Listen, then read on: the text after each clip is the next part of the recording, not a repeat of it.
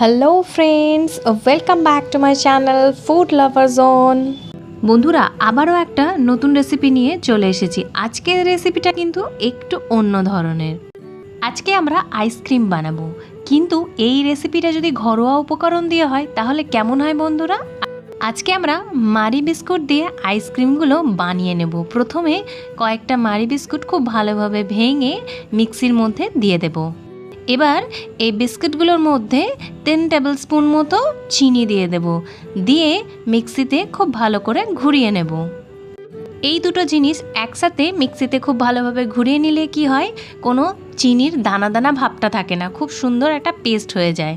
দেখো, একদম একটা সুন্দর ডাস্ট তৈরি হয়ে গেছে। এবার 3-4টে এলাচ এর মধ্যে দিয়ে দেব, দিয়ে আবারও একবার মিক্সিতে ঘুরিয়ে নেব।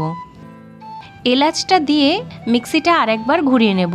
সব কিছু ভালোভাবে ডাস্ট হয়ে গেলে এবার এই ডাস্টটাকে পাশে রেখে দেব, আর একটা কড়াই নিয়ে তার মধ্যে 500 গ্রাম মতো দুধ দিয়ে দেব।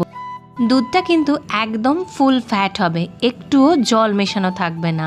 আর এই 500 গ্রাম দুধটাকে ফুটিয়ে নিয়ে একদম 250 গ্রামে নিয়ে আসতে হবে। এই সময় আঁচটা থাকবে লো টু মিডিয়ামে। কন্টিনিউয়াস একটা খুন্তি দিয়ে এইভাবে নাড়াতে থাকতে হবে যাতে তলা ধরে না যায়। খুব সহজ একটা রেসিপি, তোমরা সবাই অবশ্যই বাড়িতে ট্রাই করবে, কথা দিচ্ছি খুব ভালো লাগবে। আজকে যারা আমার চ্যানেলে এই রেসিপিটা প্রথম দেখছো তাদের কাছে অনুরোধ রইল চ্যানেলটা সাবস্ক্রাইব করার জন্য, আর পুরনো বন্ধুদের কাছে অসংখ্য ধন্যবাদ পাশে থাকার জন্য। দেখো, দুধটা একদম ফুটে এসেছে কিন্তু, আর এইভাবেই ফুটিয়ে একদম হাফ করে নিতে হবে। এবার 10 টাকার যে আমুলের প্যাকেটগুলো পাওয়া যায় ওইটা অল্প অল্প করে ঢেলে মেশাতে থাকবো। তাহলে কি হবে, দুধটা আরও ঘন হয়ে যাবে আর আইসক্রিমটা আরও টেস্টি হবে।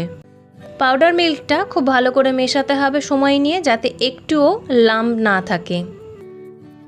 এবার একদম সেম প্রসেসে সেমভাবেই মিক্সিতে যে ডাস্টটা বানিয়ে রেখেছিলাম ওটা অল্প অল্প করে ঢালতে থাকবো আর মেশাতে থাকবো, পুরোটা কিন্তু একসাথে ঢালবো না।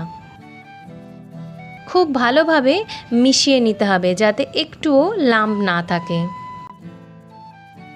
এই সময় আঁচটা থাকবে একদম লোতে, যতক্ষণ না পর্যন্ত পুরোটা ভালোভাবে মিক্স হয়ে যায়।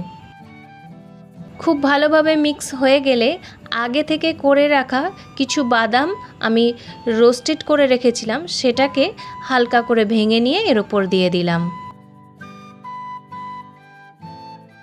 আইসক্রিমের মধ্যে হালকা করে বাদামের কুচি থাকলে আইসক্রিমটা খাবার সময় একটা আলাদা ফ্লেভার নিয়ে আসে।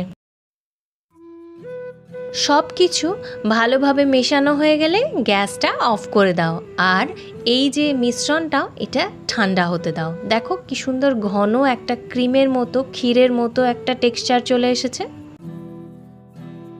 এই মিক্সচারটা পুরোটা ঠান্ডা হয়ে গেলে আরও জমে যাবে। দেখো মিক্সচারটা কত লোভনীয় দেখতে হয়েছে। বন্ধুরা, এই রেসিপিটা যদি তোমাদের ভালো লেগে থাকে তাহলে অবশ্যই একটা লাইক করে দিও, একটা কমেন্ট করে দিও, আর তোমাদের বন্ধুদের সাথে শেয়ার করতে ভুলো না। এবার মিক্সচারটা সম্পূর্ণভাবে ঠান্ডা হয়ে গেলে তোমাদের পছন্দ মতো একটা কন্টেনার নিয়ে নাও, আর এই কন্টেনার মধ্যে পুরো মিক্সচারটা ঢেলে দাও। দেখো মিক্সচারটা কতটা ঘন হয়ে গেছে। পুরো মিক্সচারটা কন্টেনারের মধ্যে ঢেলে দাও, আর একটা এরকম টেবিল স্পুন নিয়ে পুরোটা চারিদিকে ছড়িয়ে খুব ভালোভাবে সেট করে নাও। মিক্সচারটা ঘন হলে কি হয়, যে জল জল একটা ব্যাপার থাকে আইসক্রিমে, সেই ভাবটা আসবে না। একদম ঘন হয়েছে, আইসক্রিমটা খেতে ভীষণ ভালো একটা ফ্লেভার আসবে। আর এইভাবে হাতের সাহায্যে পুরোটা স্প্রেড করে দাও। আর বাড়িতে ছোট থেকে বড় আইসক্রিম তো সবার ফেভারিট।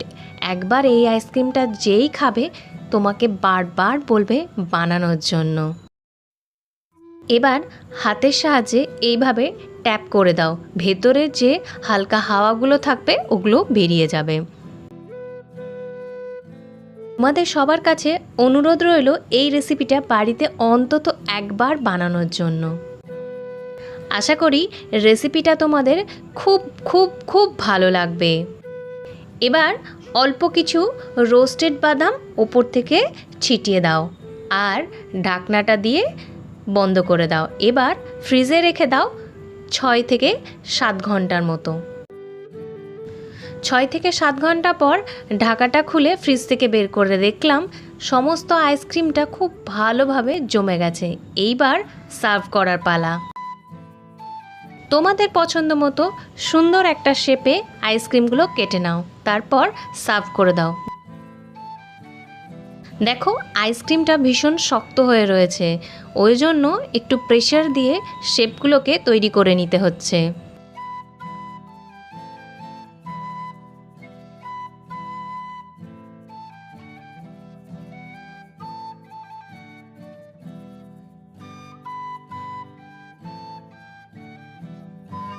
তোমরা নিজেদের পছন্দ মতো শেপ দিয়ে দাও আর আইসক্রিমটা এনজয় করতে থাকো।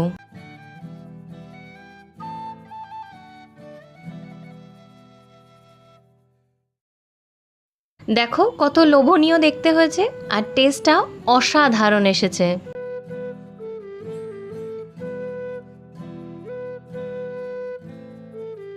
বাড়িতে কোনো অতিথি এলে অনায়াসেই তোমরা এটাকে ডেজার্ট হিসেবে পরিবেশন করতেই পারো। নেক্সট রেসিপি নিয়ে আবারও চলে আসব তোমাদের সাথে। ততক্ষণ পর্যন্ত ভালো থেকো, সুস্থ থাকো আর আমার চ্যানেলটা সাবস্ক্রাইব করতে কিন্তু একদম ভুলবে না যেন। Till then, see you, bye by.